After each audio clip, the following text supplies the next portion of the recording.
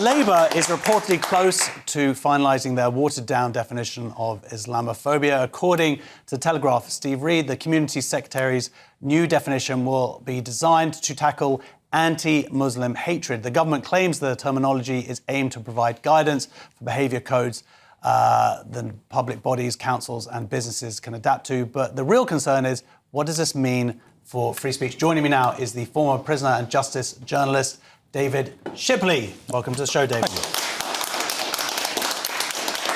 We've covered the story. We're going to cover it again. We're going to keep on covering it until free speech in this country is safe. Now, they've changed it. They've got rid of the term Islamophobia, which some would argue, including myself, that that's essentially a fake term. It's a rebrand. Yeah, they've changed now to anti-Muslim hatred, which is, by the way, a real thing. The problem comes in how do we define it and not mix it up with criticising of Islam, which is an ideology. So now we've got some actual details. What do you think of the text as you've read it? I think it's really sinister and really disturbing. First of all, it's clearly a rebrand. You know, changing it from being called Islamophobia to anti-Muslim hatred doesn't actually change the substance of what we're talking about here.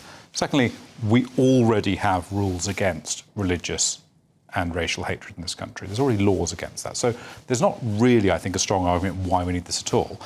But actually, if you look into the substance of it, it's very concerning that it will create more fear about engaging with issues which might specifically be related to Muslim populations. And we've seen that, you know, we've all talked about the grooming gangs. And we all know now that the grooming gangs were ignored for a very long time because no one really wanted to talk about the fact that these were crimes primarily committed by Pakistani Muslim men because they didn't want to be seen as racist. Creating more guidelines and rules which will frighten the police, public servants. Using the internet without a VPN, a virtual private network, is a bit like taking to the road without car insurance. All it takes is one unlucky moment to cost you a lot of cash. This video's sponsor is Private Internet Access. They are the VPN to help keep you safe. Click the link in the description below to find out why over 30 million people have downloaded PIA to protect themselves online. A virtual private network is an app that hides your IP address and helps keep your data private.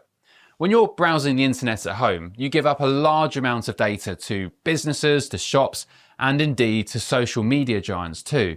Hackers have the ability to steal your personal data with ease, including sensitive information such as passwords, keystrokes, and even your personal photos. Private Internet Access helps protect your personal data by encrypting your internet connection to keep your data out of the hands of cyber criminals. And it's not just hackers either to be concerned about. Information can be censored too. When Canada passed their C-18 bill, social media giants decided to ban news content on their platforms. But PIA can protect your ability to consume the news and content you love.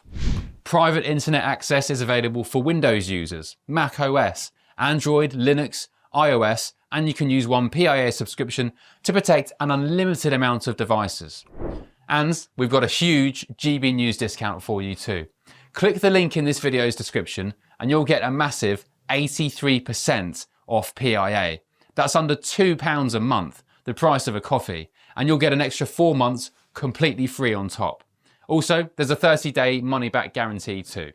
Visit piavpn.com/GB News to start protecting yourself digitally today. Councils, social workers, away from being honest about things is dangerous. Yeah, because they talk here, they say that if anybody sort of commits violence or harassment, or these things are, as you say, they're crimes. So if anybody is going to harass or someone who's a Muslim or commit violence or that they can go to jail, rightly so. There are some issues in then how they kind of the terminology they're using to define Muslims, because they kind of talk about the racialization of Muslims. And the whole point is that Islam is an ideology. So when we start crossing over a boundary into the racialization of Muslims, that's surely very dangerous because, you know, you can have white Muslims, brown Muslims, black Muslims, it doesn't matter. I think so, yeah. I mean, my view is that it should be perfectly legal to hate any ideology because an ideology is not something someone's born with.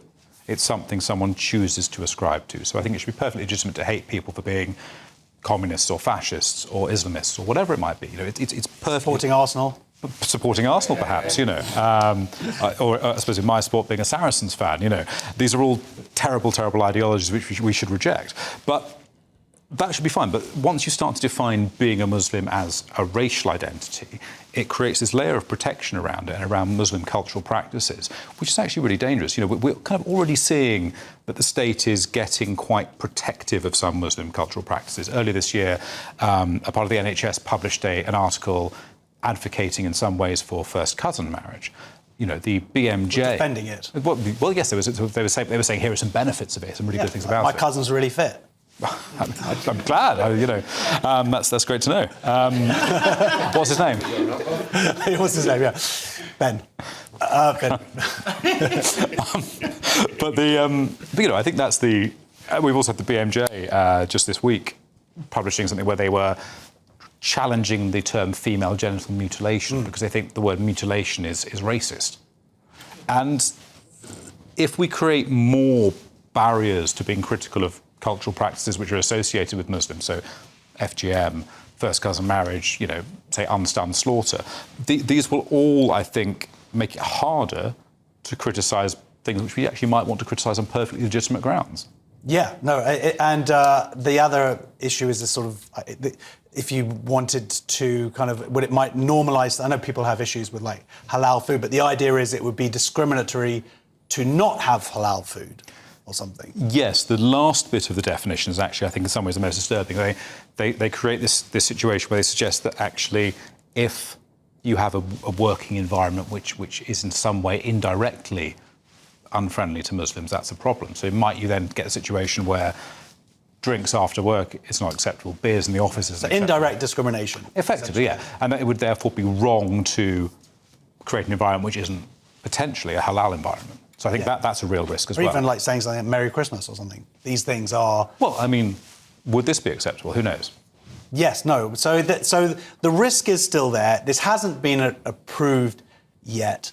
Do you think that... I think some people were very fearful of it being used to shut down any criticism of Islam, and there's the danger where we can kind of accept this compromise. Do you think that that's going to happen, or do you think that when this does finally be introduced, that there will be people like Free Speech Union standing up to it?